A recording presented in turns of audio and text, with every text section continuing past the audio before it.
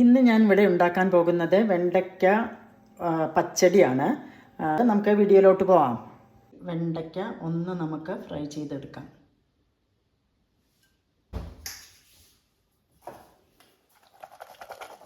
കുറച്ച് വെണ്ടയ്ക്ക ഞാൻ അങ്ങനെ വട്ടത്തിലാണ് അരിഞ്ഞ് വെച്ചിട്ടുണ്ട് കേട്ടോ. അപ്പോൾ അത് വറുക്കാനായിട്ടിടാം.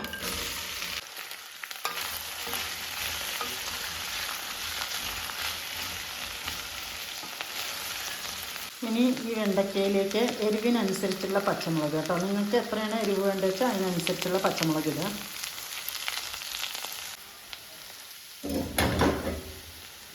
ഇതിലേക്ക് ഒരു 3 മുളകും കൂടി മുറിച്ചിട്ടിട്ടുണ്ട് കേട്ടോ. ആദ്യത്തത് പോരാന്ന് തോന്നി, അതുകൊണ്ടാണ്.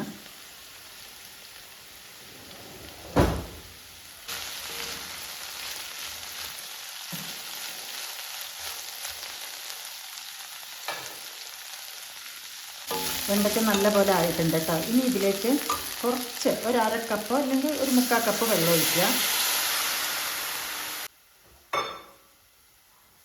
പിന്നെ 2 തക്കാളി അരിഞ്ഞു വെച്ചത് ഇടുന്നുണ്ട്. ഉപ്പ് പാകത്തിന്. ഉപ്പ് വേണമെങ്കിൽ കുറച്ചുകൂടി നിങ്ങൾ ആയ ശേഷം ഉപ്പ് നോക്കിയിട്ട് ഇടാം കേട്ടോ.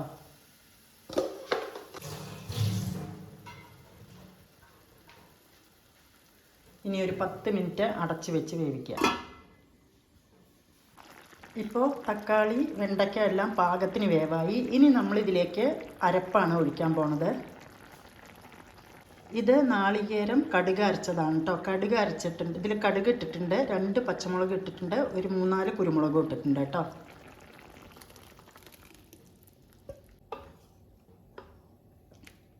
ഇനി ഇതൊന്ന് നാളികേരം ഒന്ന് തിളയ്ക്കട്ടെ കേട്ടോ. ഇപ്പോൾ നാളികേരം ഒഴിച്ച ശേഷം നല്ലോണം തിളച്ചു കേട്ടോ. തിളച്ച നാളികേരത്തിനൊരു പച്ച ചോവ ഉണ്ടാവില്ലേ, പച്ച ഒരു അത് പോയിട്ടുണ്ട്. അപ്പോൾ ഇനി നമ്മൾ ചെയ്യേണ്ടത് തൈര് ഒഴിക്കുക. തൈര് 1 കപ്പ് ഒഴിക്കാം, 1.5 കപ്പ് ഒഴിക്കാം. അത് നമ്മുടെ ഇഷ്ടത്തിനനുസരിച്ച് കേട്ടോ, വളരെ കൂടുതലല്ല. പക്ഷേ തൈര് ഒഴിച്ച ശേഷം തിളപ്പിക്കാൻ പാടില്ല. ഒരു ചെറുതായിട്ടൊന്ന് ചൂടാക്കുക, ഓഫ് ചെയ്യുക.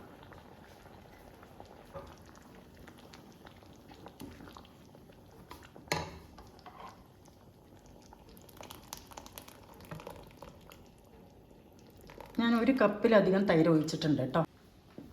ഇതാ കണ്ടോ, ഇങ്ങനെ ഒരു ചൂടാകുമ്പോൾ ഇതങ്ങനെ വന്നു. ഇനി ഓഫ് ചെയ്തിടുക കേട്ടോ.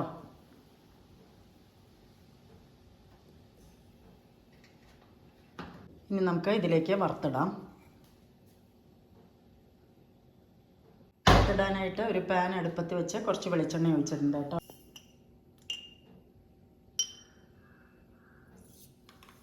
കടുകിട്ടു.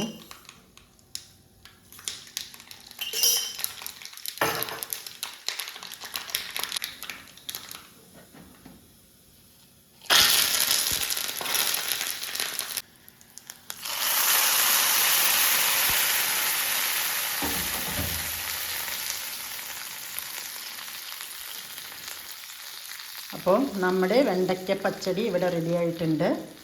Thanks for watching. ഇഷ്ടമായാൽ എല്ലാവരും ട്രൈ ചെയ്യുക. ഇഷ്ടമായാൽ ലൈക്ക് ചെയ്യുക, കമൻറ്റ് ചെയ്യുക. Thanks for watching.